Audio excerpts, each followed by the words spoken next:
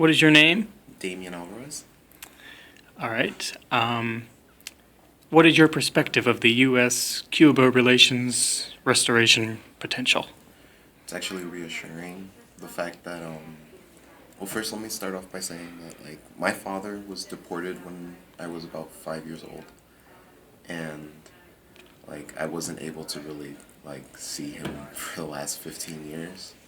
Yeah. So it's like it's reassuring because now the fact that it's getting a lot better, that like the whole Cuban U.S. relations is actually like going somewhere and changing, and I'll be able to probably, hopefully this summer, by the end of the summer, I'll be able to go out there and visit my father for the first time in 15 years. That's nice, and that's got to be rough too. It is. Yeah.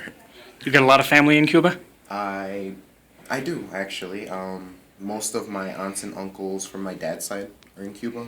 I have a new little two new little sisters in Cuba, so it's nice. Yeah. That's good. That is nice. What do you think the benefits are for both sides, Cuba and the United States? Let's see. First off, for the Cuban relations, it would actually probably be a lot better in terms of like bringing in revenue. Um, it'll help with like if you actually like were to go to Cuba right now, it's like stepping into a time portal like 20 years ago. 20 to 30 years ago, like the cars are like very like 1950s, 1960s cars. Oh, wow. And it's like it's nice, but it's like whoa, like it's like stepping into a time capsule to the past. Yeah, I believe it. Yeah. But basically, like the U.S. can bring money through tourism and everything to Cuba. Cuba, in return, can give us commodities like sugar and stuff like that. There's a lot that can actually be grown in Cuba. Like, Cuba has a big tobacco industry. Hmm. And that's basically it. Like it can help with a lot as soon as they work together. Yeah, that's. What do you think took so long?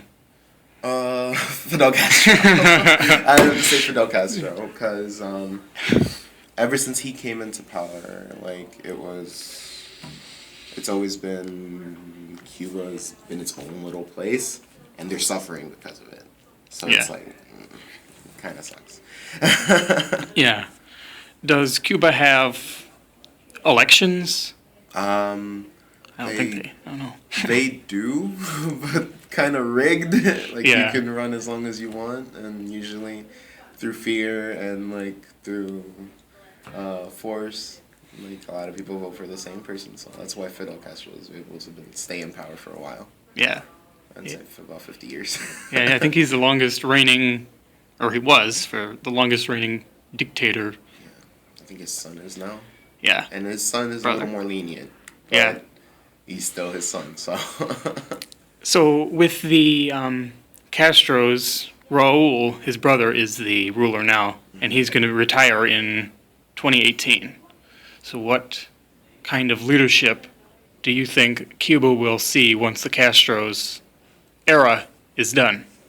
It depends. Like I wouldn't be sure as if like if there would be another Castro in the midst that we don't know about, Yeah. and then we'll all of a sudden pop up and be like, okay, or it can go for the better, and like there'll be someone who is willing to work with U.S. relations and work to even better the relations even more. Mm-hmm. Like I hope eventually, like Puerto Rico, Cuba can actually be part of the U.S. as well, Yeah, that would be nice. so that I can just travel freely back and forth to go visit my father.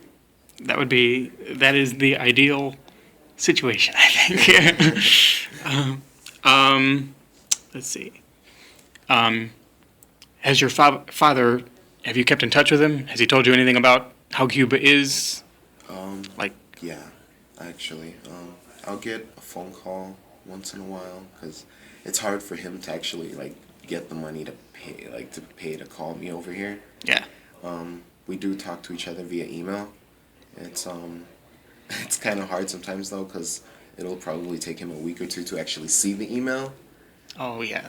and like when he actually does see it, he'll like write this long message and send it back, and it's real sweet. And I love my father because of it, because He's always tried to keep in contact with me. The funny thing is, though, is that, like, he still thinks of me as that young 5-year-old kid that he left behind.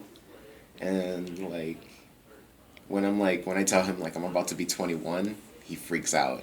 Oh, yeah, I bet. It's like, oh, no. He's like, no, that can't be true. Like, yeah.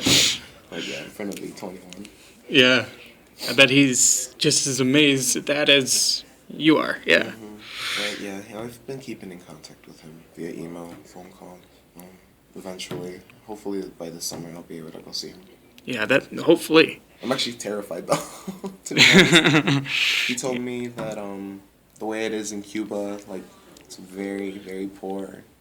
Oh, Like I really? said, you're stepping into the back, everything's rusted, old, antiques everywhere, and like it's hard for him to get money. He works, but it's hard. Yeah.